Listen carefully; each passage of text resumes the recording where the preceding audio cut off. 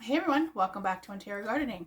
So as requested, I am doing a video talking about onions and what you're probably or could be doing wrong to get these small little onions from your garden. So for today's demonstration, I am taking this onion that is on its way out the door. I found him at the back of our pantry, so we're going to talk about him. So pretend this is the root of your onion. Now you have three options when you are growing onions in your garden. You're either starting them from seed, you are buying starts, so you would buy like little starts that have already sprouted, or you're buying sets. And sets are the little tiny onions. They're about this big. They usually come in a bag of like 50 for a couple bucks. We call those sets, and you're starting them from them.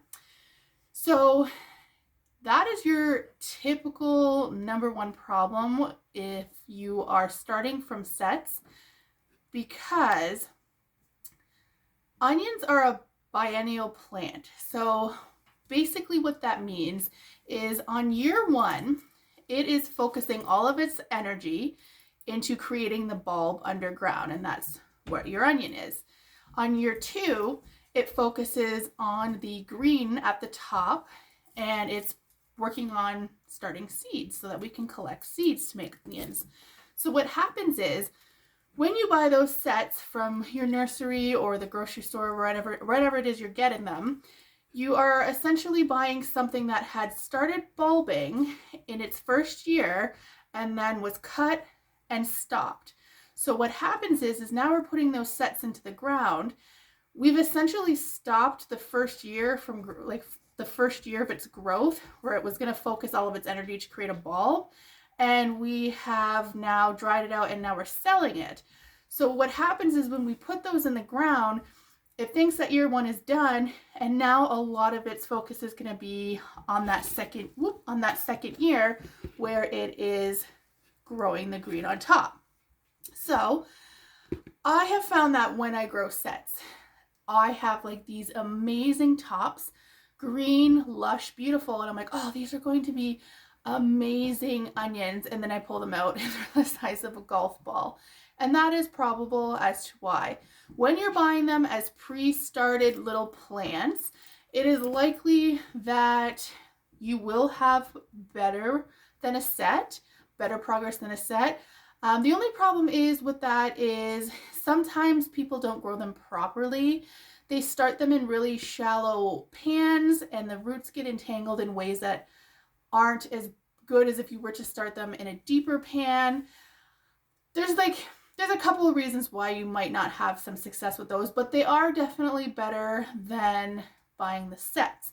And the third way is what we're doing this year. Get them over here from my trusty tray. And we are starting seeds. Now, I don't know if you can see in there, I've already got some seeds starting. So to recap on how to start seeds inside of it, like inside in a greenhouse, you want to start them early. So it's February here in zone 6B. Our last frost is May 24th. So we are going to start them now. It's February 7th, but I started them on February 2nd or 3rd, I believe. Get them big and luscious. Now I've got them in a deeper container because what happens is the roots will grow straight down, and it's so much easier to separate those plants when it comes time to plant them. If you follow along with me, we can plant those together and I will show you how to separate them really easily.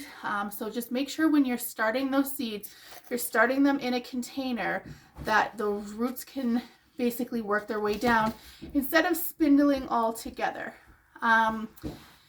The other thing, so when you're planting them, all you want to do, you want to sprinkle them very heavily, and then you want to put a little bit of your soil on top and then keep them moist. They do not like heat. They do not need a heat lamp. They also really don't need light to germinate. So as long as you're keeping them moist, I have the lights on in here because I'm starting herbs and snapdragons. Snapdragons do need light to start germinating.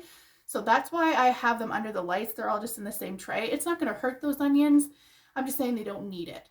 So yeah, make sure they're nice and moist. Make sure you sprinkle them heavy. Make sure your seeds are fresh.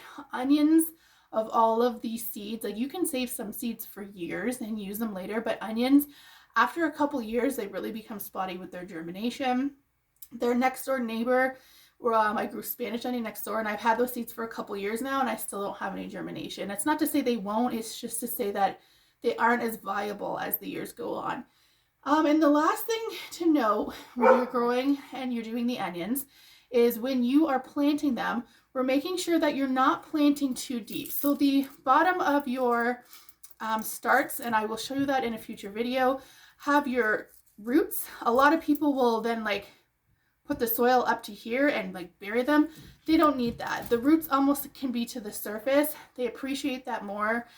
They are able to suck up nutrients and light and the water better and create better bulbs. And the last thing to note with onions, if you are trying to grow them nice and big, they need nitrogen. So they love nitrogen. Blood meal is a great organic alternative. I typically just use that on a lot of nitrogen heavy stuff. So if you don't know this, when you're looking at a bag of anything, a fertilizer of any sorts, it'll have an NPK. So it's the nitrogen is the first one. That's what the N stands for. And you want a higher number than the rest of those numbers.